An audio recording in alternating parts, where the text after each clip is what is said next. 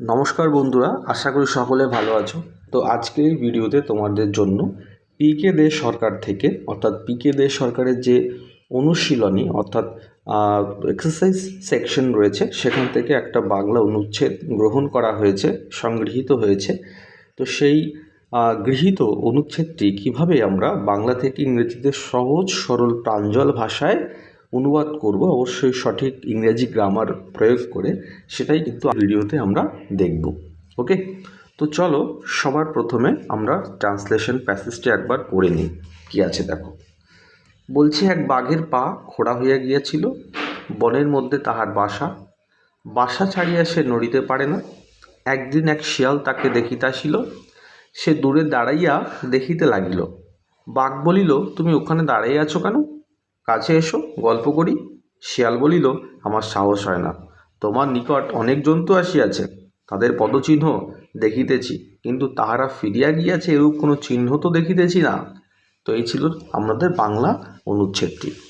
তো এই অনুচ্ছেদটিকে কিভাবে আমরা ইংরেজিতে সহজভাবে একদম সঠিক গ্রামার প্রয়োগ করে ট্রান্সলেট করব, সেটাই আজকের ভিডিওর মূল বিষয়বস্তু হতে চলেছে। আশা করি ভিডিওটি তোমাদের জন্য অনেক সহায়ক হবে। তো তোমরা ভিডিওটি স্কিপ না করে পুরো ভিডিওটা দেখো, এবং যদি নতুন ভিউয়ার্স হয়ে থাকো চ্যানেলটা সাবস্ক্রাইব করে দিও।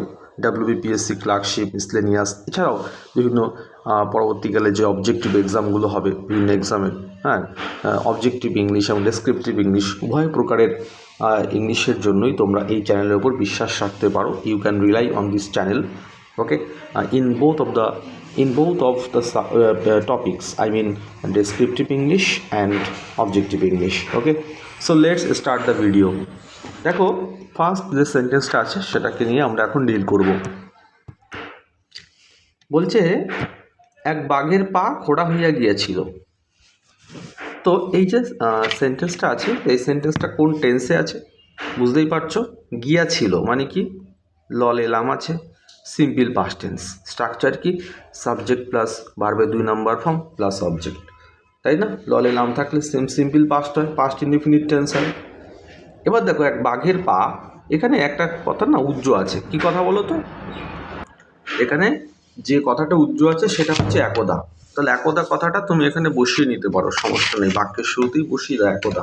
তাহলে ওয়ান্স মানে একদা, ওয়ান্স মানে একদা কি হয়েছিল? এক বাঘের পা খোড়া হইয়া গিয়েছিল। তাহলে এই সেন্টেন্সটাকে ঘুরিয়ে একটু অন্য হয়ে বলতে পারি, একটা বাঘ খোড়া হয়ে গিয়েছিল।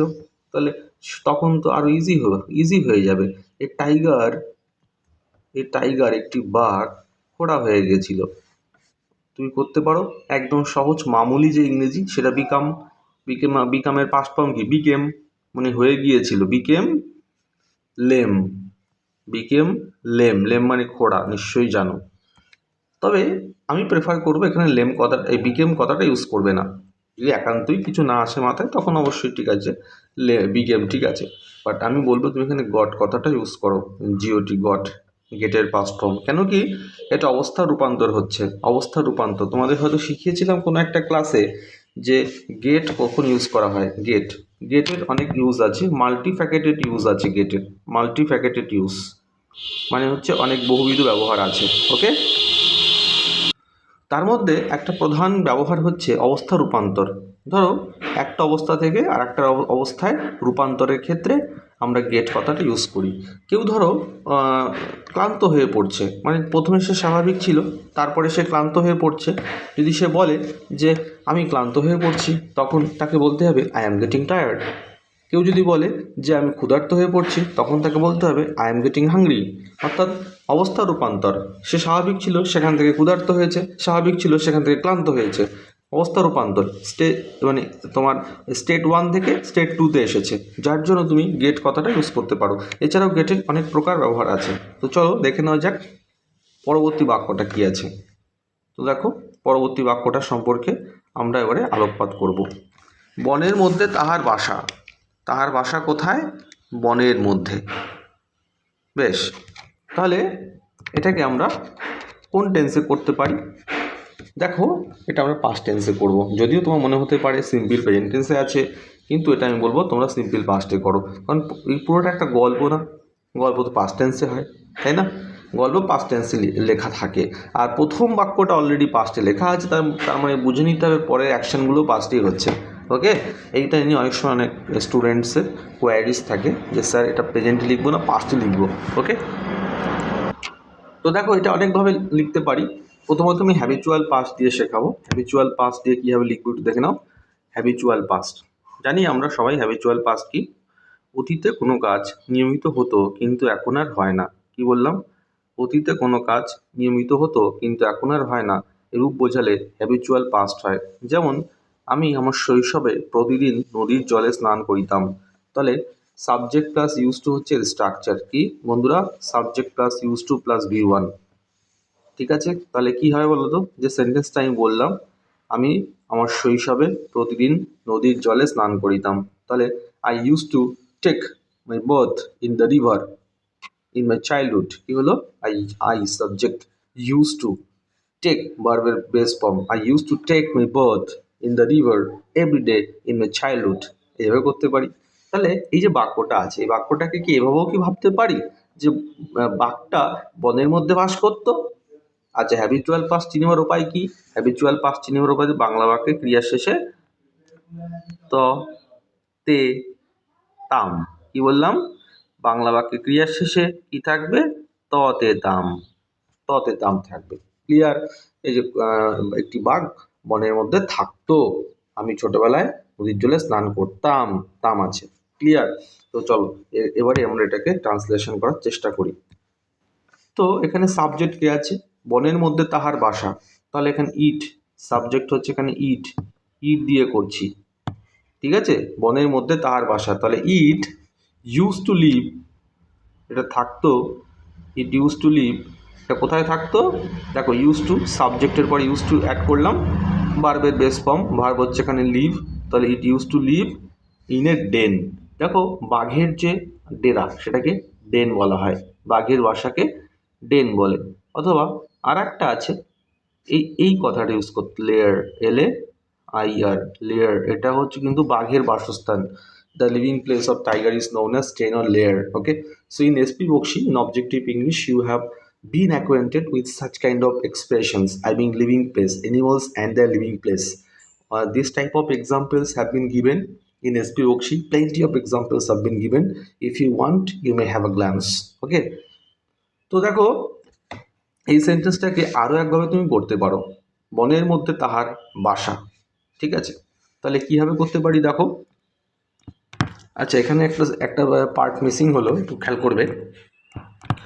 দেখো সেটা হচ্ছে বনের মধ্যে বলেছে, আমি তো বাসা কথাটাকে রিপ্লেস করলাম ডেন দিয়ে। ঠিক আছে, আমরা জানি বাঘের বাসস্থানকে ডেন বলা হয়, কিন্তু বনের মধ্যে বলেছে, তাই সেই পার্টের জন্য আমরা কি করব?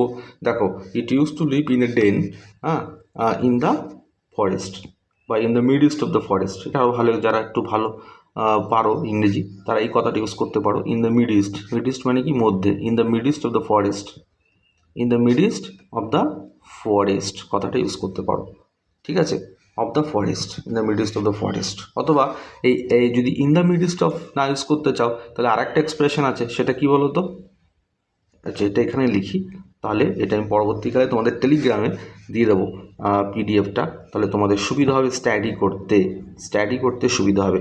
এই যে in the midst of, in the midst অফের তুমি পরিবর্তে ইন দ্য মিডিস্ট অফ পুরোটাকে রিপ্লেস করতে পারে একটা ওয়ার্ড।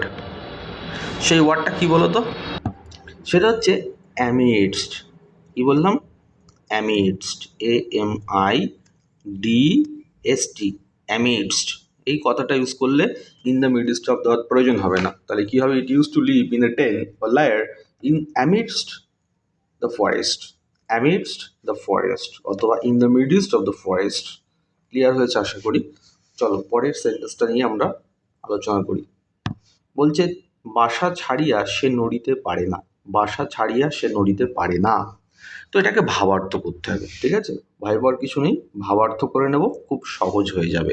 দেখো দেখো এটাকে না লিটারালি ট্রান্সলেশন করতে গেলে তোমার একটু সমস্যা হবে। You will face some problems if you want to translate this sentence literally from the perspective of literary point of view. Okay, তো দেখো এটাকে আমি এইভাবে করতে পারি ভাবার্থ করে। দেখো বাসা ছাড়িয়া সে নড়িতে পারিত না বা পারে না, মানে কি পারে না, এখানে এখানে আছে কিন্তু পারে না, তোমাকে বলতে হবে কিন্তু পারিত না। ওই যে বললাম প্রথম বাক্যটাই তো পাস্টে আছে, আর গল্প তো পাস্ট টেন্সই থাকে, তাহলে পারতো না কিন্তু কুড নট নিয়ে আসতে হবে। দেখো এটা কি এভাবে করতে পারি, দেখো তো সহজভাবে সহজভাবে করছি, কোনো ভয় পাওয়ার কারণ নেই। দেখো এইভাবে করতে পারি কিনা একটু খেয়াল করো। ইট হ্যাড টু মানে তে হতো, তাই না? হ্যাড টু মানে কি তে হতো, কোনো কাজ অতীতে করতে হতো কাউকে, সেক্ষেত্রে হ্যাড টু প্লাস V1 দিয়ে করতে হয়। আমাকে প্রতিদিন বাজারে যেতে হতো, I had to go to market every day in the morning, তাহলে ইট হ্যাড টু এটার কি করতে হতো, it had to stay, it had to stay মানে থাকতে হতো ইন দ্য ডেন বা ইনসাইড দ্য ডেন, তুমি এটা ইনসাইডও করতে পারো, ইন দ্য ডেন বা ইনসাইড দ্য ডেনই করি, এটা বেশি ভালো হচ্ছে, সেন্সটাকে বেশি ফুটিয়ে তুলতে পারছে, মানে ভিতরের অংশে থাকতে হতো ইনসাইড দ্য ডেন, তাহলে it have to stay inside the den, এটাকে ডেনের মধ্যে থাকতে হতো, it had to stay inside the den, DEN den, okay. As যেহেতু, যেহেতু অ্যাজ ইট এটা, কুড নট পারতো না, অ্যাজ ইট কুড নট পারতো না, কি পারতো না, as it could not move, যেহেতু এটা মুভ করতে পারতো না, মুভ কোথাও, এখানে বাক্যটাকে স্টপ করলেও হয়ে যাবে। আর যদি কেউ চাও এনিহোয়ার কথাটা ইউজ করতে করতে পারো, এনিহোয়ার মানে কোথাও, ওখানে বলেছে না কোথাও যেতে পারতো না, তাই জন্য এনিহোয়ার কথাটা ইউজ করতেও পারো নাও পারো, সমস্যা নেই। বলছে একদিন এক শিয়াল তাকে দেখতে আসলো, দেখিতে আসিল, তাহলে একদিন মানে ওয়ান্স বা ওয়ান ডে দিয়েও শুরু করতে পারো, কোনো প্রবলেম নেই। ওয়ান ডে একদিন, একদিন ওয়ান ডে, কি হলো ওয়ান ডে, দেখো ওয়ান ডে অথবা ওয়ান্স যে কোনো একটা ইউজ করলে সমস্যা নেই, ওয়ান ডে অথবা ওয়ান্স কি হয়েছিল, এক শিয়াল, তাহলে এ শিয়াল ইংরেজি কি, ফক্স, এ ফক্স একটা শিয়াল এসেছিল, তাহলে কি সিম্পল পাস্ট টেন্স এসেছিল, বি2 ইউজ করবো সাবজেক্টের পরে, পুরোটা কিন্তু এখানে সাবজেক্ট, এ ফক্স সাবজেক্ট, তাহলে কেম এসেছিল, কেম টু ভিজিট হিম, তাই তো, কেম টু ভিজিট হিম, তাকে দেখতে এসেছিল মানে কেম টু ভিজিট হিম। আচ্ছা হিম করবো না কেন, কি এটা সাধারণত মানুষের থেকে যেসব মানে মানুষের থেকে নিচে অবস্থিত যে সমস্ত জন্তু প্রাণী আছে তাদের ক্ষেত্রে আমরা প্রোনাউন হিসেবে মূলত ইট ইউজ করি, ঠিক আছে। ওয়ান ডে অথবা once a fox came to visit it, বা ইট যদি ইউজ করতে না চাও সেক্ষেত্রে আর একবার টাইগার কথাটা ইউজ করে দাও, ভিজিট দ্য টাইগার, টাইগার হয়ে গেল। তাহলে ওয়ান্স অথবা one day A fox came to visit tiger, ব্যাস হয়ে গেল। চলো পরের সেন্টেন্সটা দেখবো এবারে। সে দূরে দাঁড়াইয়া দেখিতে লাগিল, কে, ফক্সটা, ফক্সটা দূরে দাঁড়াইয়া দেখিতে লাগিল, দেখো এটাও সিম্পল পাস্ট টেন্সে করবো, কিসে করবো বন্ধুরা, simple past tense, subject plus V2, তো বুঝতেই পারছি ট্রান্সলেশনে সিম্পল পাস্ট টেন্সের গুরুত্ব কতটা, জানতেই হবে সিম্পল পাস্ট টেন্স সম্পর্কে, ঠিক আছে। Maximum translation simple present simple past টেন্সে হয়, ম্যাক্সিমাম, ঠিক আছে। সে দূরে দাঁড়াইয়া দেখিতে লাগিল, তাহলে দেখো এটাকেও ভাবার্থ করে ভেঙে ভেঙে টুকরো টুকরো করে করতে হবে, নয়তো একবারে তুমি ফুটিয়ে তুলতে পারবে না ভালো সেন্স, ঠিক আছে। কীভাবে করব দেখো, ইট কেপ্ট, ইট বলতে কাকে, কার কথা বলছি, সেই শিয়ালটার কথা বলছি, তাহলে কি ইট কেপ্ট এ ডিস্টেন্স, সরি এটা কেপ্ট হয়, কিপের পাস্ট ফর্ম KEPT, ইট কেপ্ট আর ডিস্টেন্স অর্থাৎ কিছুটা দূরত্ব বজায় রাখলো, ইট কেপ্ট আর ডিস্টেন্স কিছুটা দূরত্ব বজায় রাখলো, কার কাছ থেকে দূরত্ব বজায় রাখলো, কার কাছ থেকে দূরত্ব বজায় রাখলো দেখো, তো from the tiger, it kept a distance from the tiger, অর্থাৎ এটা বাঘের থেকে কিছুটা দূরত্ব বজায় রাখলো, এবং তাকে দেখিতে লাগিল, কি বলছে, এবং সে দূরে দাঁড়াইয়া দেখিতে লাগিল, তাহলে সেন্টেন্সটাকে আমি ভেঙে কিন্তু দুটো সেন্স করে দুটো বাক্য গঠন করেছি, it kept a distance from the tiger, অর্থাৎ বাঘটা থেকে এটা কিছুটা দূরত্ব বজায় রাখলো এবং সে দেখিতে লাগিল, অ্যান্ড এবং ইংরেজি অ্যান্ড ইট এটা কি করতে লাগলো, অ্যান্ড ইট বিগ্যান টু মানে বিগিনের past form, and it began to see, and it began to see দেখিতে লাগিল। কি দেখিতে লাগিল?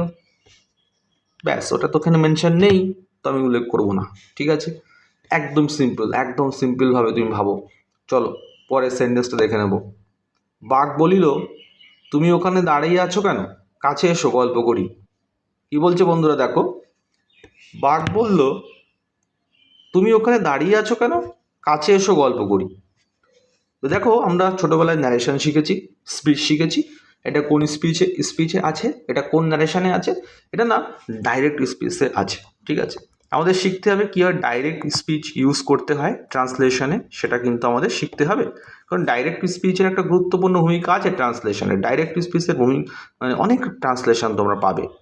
তো যেমন হাতি ঘোড়া কিছুই নয়, একদম ইজি এক্সপ্রেশন আছে, শিখিয়ে দেবো। ন্যারেশন যদি তোমরা পারো, সম্ভব হয়, ক্লাস 9-10-এর পিকে দে সরকার থেকে ন্যারেশনটা একবার চোখ বুলিয়ে নিও, তাহলে খুব সুবিধা হবে এই ডাইরেক্ট স্পিচে ট্রান্সলেশন করতে। তো বাঘ বলিল, তাহলে কী হলো, বাঘ বলিল কী হবে বলো, বাঘ বলিল the tiger said, the tiger said হলো দ্য টাইগার সেইড, কমা এই কমা দিয়ে ডাবল কোটেশন শুরু। কারণ কারো বক্তব্য সেটাকে যদি আমি বলি তাহলে ডাবল কোটেশন দিয়ে করতে হয় না। The tiger said, comma double quotation শুরু, তুমি ওখানে দাঁড়িয়ে আছো কেন, তাহলে কোন টেন্সে আছে। আর একটা কথা তোমাদের বলে রাখি, কোটেশনের মধ্যে কিন্তু সব সময় যেমন টেন্সে আছে তেমন, মানে কোটেশনের ভিতরে যেই টেন্স আছে সেই টেন্স ইউজ করো। ঠিক আছে, মানে ন্যারেশানে কী হয়, ন্যারেশানে সাধারণত আমরা ওই টেন্স পরিবর্তন করি। ইনডাইরেক্ট স্পিচে কী করি, টেন্স পরিবর্তন করে দিই না, সিম্পল প্রেজেন্ট থাকলে সিম্পল পাস্ট করে দিই, তাই তো, যেমন সিম্পল পাস্ট থাকলে পাস্ট পারফেক্ট করে দিই। কিন্তু ডাইরেক্ট স্পিচ ওটা করবে না, যেমন আছে তেমনি। তুমি ওখানে দাঁড়িয়ে আছো কেন, তাহলে সিম্পল প্রেজেন্ট কন্টিনিউয়াস টেন্সে আছে। ওয়াই আর ইউ স্ট্যান্ডিং দেয়ার, কি লিখবো, ওয়াই আর ইউ, কেন তুমি ওখানে দাঁড়িয়ে আছো, তাহলে why are you standing there, তুমি ওখানে দাঁড়িয়ে আছো কেন, why are you standing there. Clear? Question mark, এখনও কিন্তু কোটেশন শেষ হয়নি। কাছে এসো গল্প করি, কাম ক্লোজার, কাম ক্লোজার মানে কি, আর একটু কাছে এসো, বা কাম ক্লোজ টু মি, এটাও হতে পারে। ঠিক আছে, কাম ক্লোজ টু মি বা কাম ক্লোজার,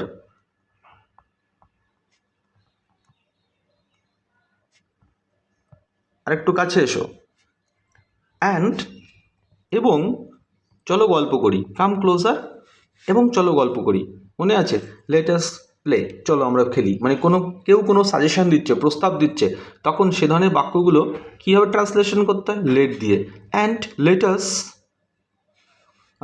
আস দেখো বলেছে চলো কিছু গল্প করি, and let us have some talk, বা let us have a talk, let us have a talk, চলো আমরা কিছু কথাবার্তা বলি, গল্প করি। ঠিক আছে, এইভাবে কিন্তু করতে পারি। দেখো কোনো সমস্যা থাকলে আমাকে কমেন্ট সেকশানে জানাতে পারো। তো দেখো, শিয়াল বলিল, আমার সাহস হয় না, তোমার নিকট অনেক জন্তু আসিয়াছে, তাহাদের পদচিহ্ন দেখিতেছি, কিন্তু তাহারা ফিরিয়া গিয়াছে, এরূপ কোনো চিহ্ন তো দেখিতেছি না। তো শিয়াল বলিল, সিম্পল পাস্টে করো, the Fox said, the Fox said, আবার সেই ডাইরেক্ট স্পিচের মধ্যে করতে হবে তোমাকে এটা। দ্য ফক্স সেইড, কমা কি বললো ভালো করে বুঝবে এবং করার চেষ্টা করবে, কমা ডাবল কোটেশন শুরু। এবার লেখো, আমার সাহস হয় না, তাহলে আই ডু নট ডেয়ার,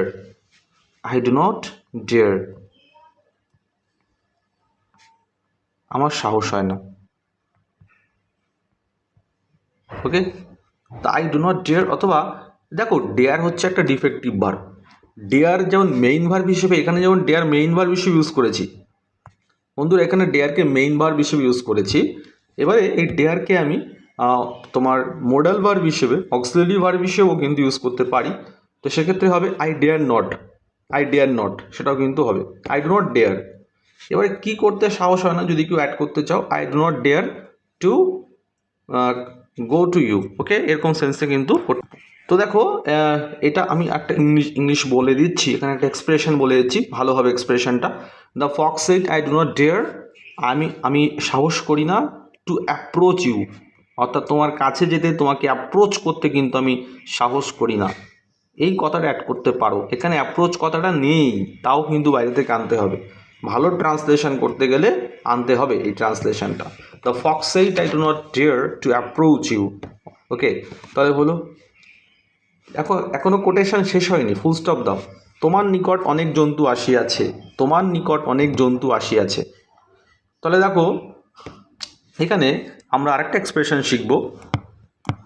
তোমরা অবজেক্টিভ ইংলিশে শিখেছো মেনিয়া এবং আ গ্রেট মেনি। কি বললাম? মেনি আ, একটু শিখিয়ে নিই। মেনি আ এবং গ্রেট মেনি জানো, অনেকেই জানো।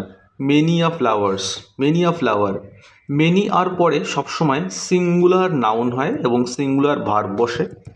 আর একটা আছে এ গ্রেট মেনি, ঠিক আছে, এ গ্রেট মেনি, যে কোনো একটা ইউজ করতে পারি। তাহলে আমি লিখতে পারি many a creature has visited you, many a creature, many a creature has visited you, creature মানে জন্তু। অথবা তুমি এটাও করতে পারো এ গ্রেট মেনি ক্রিয়েচার্স। কি বলবো? এ গ্রেট মেনি ক্রিয়েচার্স, তখন ইউজ করতে হবে কি, হ্যাভ ইউজ করতে হবে। তাহলে আমি এই গ্রেট মেনিটাই দিলাম, এখানে মেনিয়া দিয়ে তো তোমাকে বলেই দিলাম, বুঝিয়ে দিলাম। এবার আমি গ্রেট মেনি দিয়ে ট্রান্সলেশনটা করি। এ গ্রেট মেনি, এ গ্রেট মেনি মানে অনেক পরিমাণ, এ গ্রেট মেনি ক্রিয়েচার,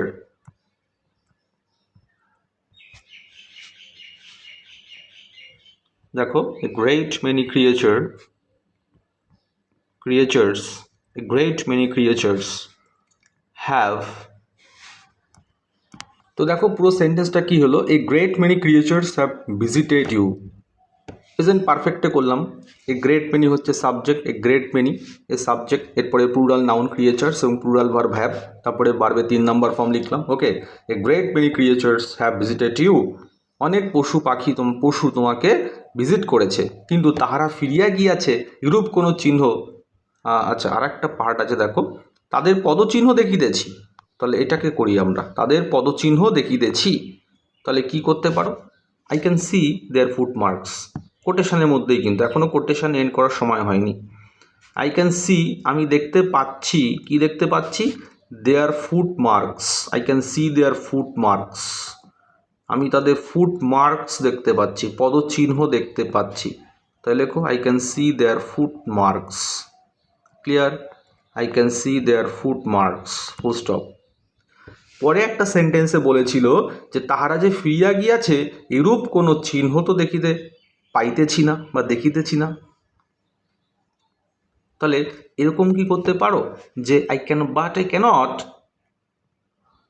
কিন্তু আমি দেখতে পাচ্ছি না, বাট আই ক্যান নট,